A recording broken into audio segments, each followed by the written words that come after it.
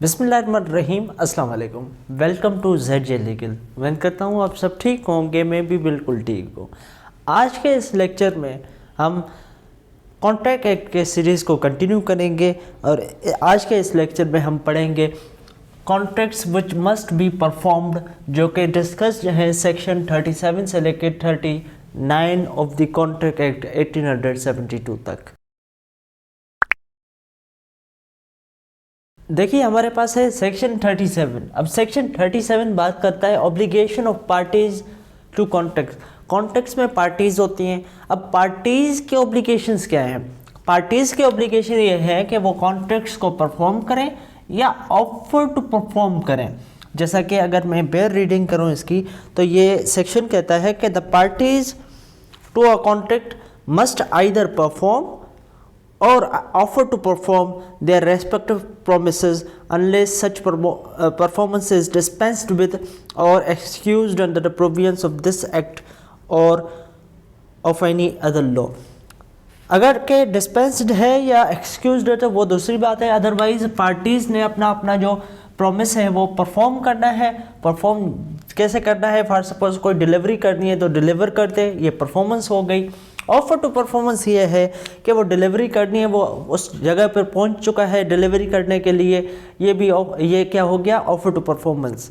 अब अगला बंदा उसको रिजेक्ट करता है, उसके कॉन्सिक्वेंसेस क्या होंगे वो हम अगले सेक्शन में देखेंगे। लेकिन पार्टीज़ जो प्रॉमिस करती हैं उनको अपना प्रॉमिस परफॉर्म करना है या फिर ऑफर टू परफॉर्म करना है। देखें कॉन्ट्रैक्ट एक्ट क्या है? एक सिविल कानून है। आपको ये बात मैं बता दूं कि सिविल कानून में अगर पार्टीज़ की डेथ हो जाती है तो उसके लीगल रिप्रेजेंटेटिव आ जाते हैं। लाइक फॉर सपोज ए है। अब मैं क्रिमिनल की आपको मिसाल देता हूँ। ए अगर कोई बड़ा जुर्म कर लेता है, कोई भी बड़ा जुर्म कर लेता है, अब ए की डेथ हो गई तो वो उसकी सज़ा किसी और को नहीं मिलेगी, भले उसके जो हैं वो बेटे ज़िंदा हों, लेकिन उसको सज़ा नहीं मिलेगी, उनको नहीं मिलेगी। लेकिन अगर सिविल कानून है जिसमें ए के ऊपर कोई सिविल लायबिलिटी है, अब ए की डेथ हो जाती है तो वो लायबिलिटी डिवॉल्व हो जाएगी, जो कि किस ने करनी है? फिर ए के जो लीगल रिप्रेजेंटेटिव होंगे, सन हो गया या जो भी है लीगल रिप्रेजेंटेटिव, उनके ऊपर। ऐसे ही 37 का जो है सेक्शन ये कहता है, सेकंड पार्ट कहता है, promises bind the representatives of the promisor in case of death of such promisors before performance unless a contrary intention appears from the contract. जैसा कि एक अगर यहाँ पे इलस्ट्रेशन है, A promises to deliver to B goods on a certain day on payment of 1000 rupees, A dies before that day। अब एक ने पेमेंट जो है वो डिलीवर करनी है, लेकिन उसकी डेथ हो गई तो ए के जो लीगल रिप्रेजेंटेटिव्स हैं वो बाउंड हैं कि वो जो है डिलीवरी करें। यहाँ पे एक और चीज़ याद रखिएगा, यहाँ पे एक लिखा हुआ है एक्सेप्शन क्या है? Unless a contrary intention appears from the contract. अब कुछ कॉन्ट्रैक्ट्स ऐसे होते हैं जो कि पर्सनल स्किल्स पे बेस करते हैं। अब पर्सनल स्किल्स पे जो बेस करते हैं वो जो है फिर उस सूरत में उसके लीगल रिप्रेजेंटेटिव बाउंड नहीं है। मैंने किसी को कहा कि मेरे लिए मेरा स्केच बनाए, ठीक है जी, वो पेंटिंग करे कुछ, अब उसकी डेथ हो गई तो उसके जो लीगल हियर्स हैं वो बाउंड नहीं है। यही हमारे पास एक इलस्ट्रेशन है बी, जो कि कहता है कि A promises to paint a picture for B by a certain day at a certain price, A dies before the day. अब पेंट करना है, लेकिन पेंटिंग्स करने से पहले उसकी डेथ हो गई है। अब उसकी डेथ हो गई है तो यहाँ पे लीगल रिप्रेजेंटेटिव्स बाउंड नहीं है। यहाँ पे क्या लिखा हुआ है? The contract can't be performed either by as representative or by B, क्योंकि वो पर्सनल स्किल्स पे बेस्ट था, उसकी डेथ हो गई तो कॉन्ट्रैक्ट परफॉर्म नहीं होगा। अब हमारे पास है सेक्शन 38। सेक्शन 38 जैसा कि मैंने पहले आपको बताया वो इस इफेक्ट के बारे में है कि प्रोमिसर जो है वो ऑफर टू परफॉर्मेंस करता है। अब ऑफर टू परफॉर्मेंस करता है लेकिन दूसरी पार्टी जो है वो ऑफर को रिफ्यूज़ कर देती है, रिजेक्ट कर देती है, तो प्रोमिसर जो है उसका राइट पे कोई इफेक्ट नहीं पड़ेगा।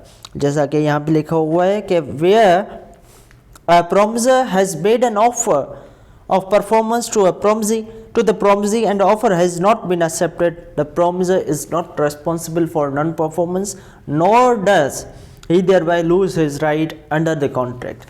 लेकिन यहाँ पे चीज़ याद रखें कि ये जो ऑफर होगा, ऑफर टू परफॉर्मेंस, इसके 3 कंडीशंस फुलफिल होना लाजमी है।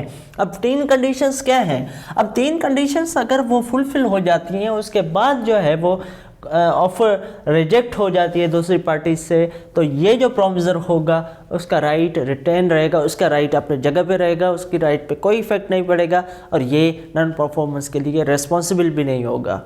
3 जो कंडीशंस हैं उसमें first condition offer to performance की ये है कि वो अनकंडीशनल होनी चाहिए। जैसा कि यहाँ पे लिखा हुआ है, every such offer must fulfil the following conditions, जिनमें 3 हैं। First, it must be unconditional. Secondly, अब सेकेंड क्या है?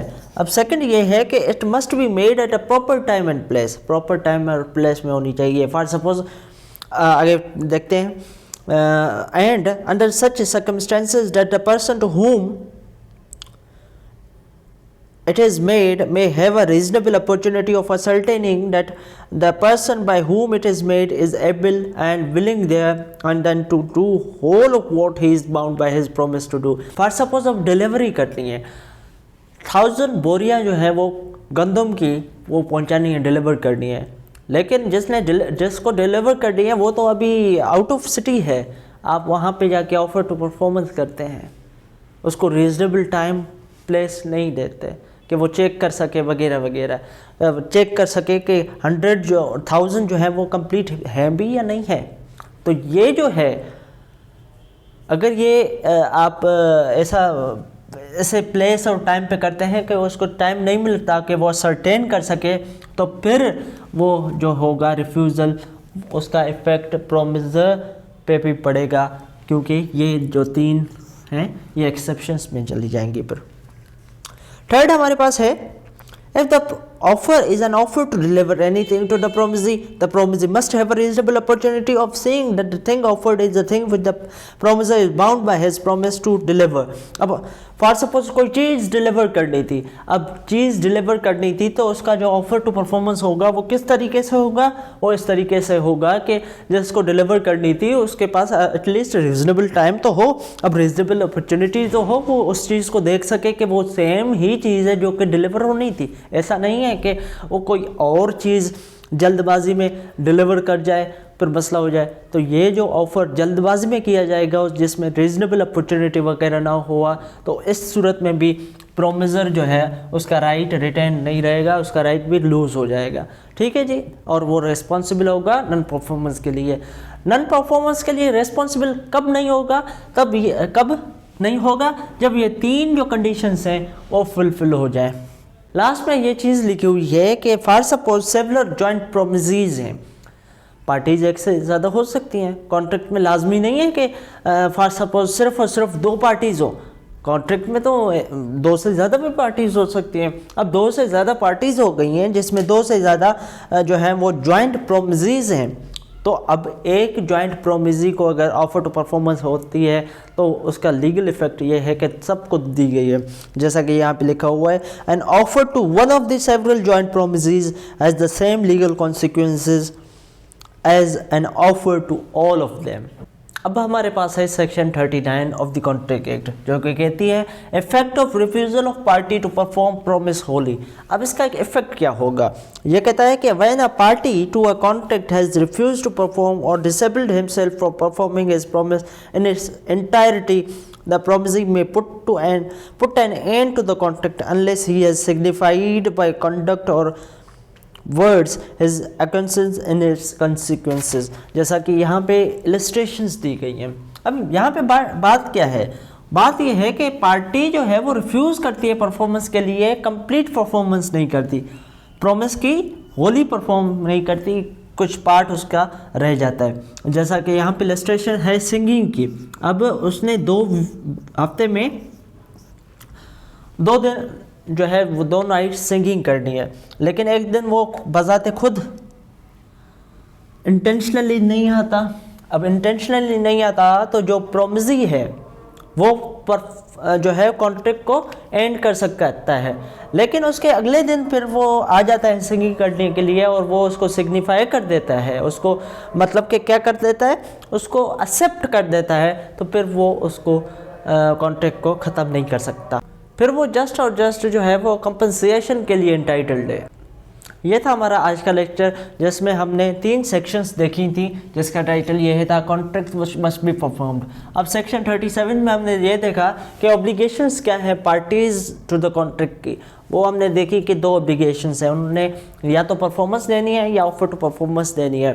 अब उसके बाद हमने ये भी देखा उस सेक्शन में कि उसने क्या करना है जी, अगर पर्सनल स्किल्स पे बुनियाद पे है तो फिर तो नहीं, लेकिन पर्सनल स्किल्स पे नहीं है, कोई चीज़ डिलीवर करनी है वगैरह, ऐसा कोई कॉन्ट्रैक्ट है, तो फिर अगर प्रोमिसर की डेथ हो जाती है तो उसके जो लीगल रिप्रेजेंटेटिव्स हैं वो भी बाउंड होते हैं परफॉर्मेंस करने के लिए। ठीक है, अब आगे हम हमारे पास 38 है, जिसमें ये था कि कोई पार्टी प्रोमिसर जो है वो ऑफर टू परफॉर्मेंस करता है। अब ऑफर टू परफॉर्मेंस करता है और दूसरी पार्टी उसको रिफ्यूज़ करती है, तो प्रोमिसर का जो राइट है वो अपनी जगह पे मेंटेन रहता है, रिटेन रहता है, और वो रिस्पॉन्सिबल नहीं होता नॉन परफॉर्मेंस के लिए। लेकिन यहाँ पे 3 चीज़ें थी, यहाँ पे 3 चीज़ें ये थी कि ऑफर टू परफॉर्मेंस जो है वो अनकंडीशनल होनी चाहिए, ऑफ़र जो है वो रीज़नेबल टाइम और प्लेस पे होनी चाहिए, ऑफ़र टू है वो रीज़नेबल अपॉर्चुनिटी दे दूसरी पार्टी को कि वो अगर डिलीवरी का कोई मामला है तो वो उसको देख सके कि वो ये वही चीज़ है वगैरह वगैरह।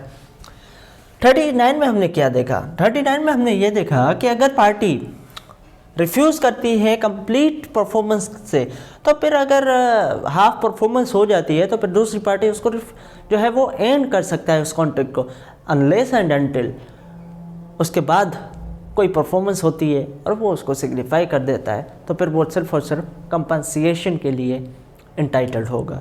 ये आपने सेक्शन 39 के बी इलस्ट्रेशन में आपने देख लेना है, आपको समझ आ जाएगा। तो ये था आज का हमारा लेक्चर, किसी नए लेक्चर में मुलाकात होती है, तब तक के लिए अल्लाह हाफ़िज़, थैंक यू वेरी मच।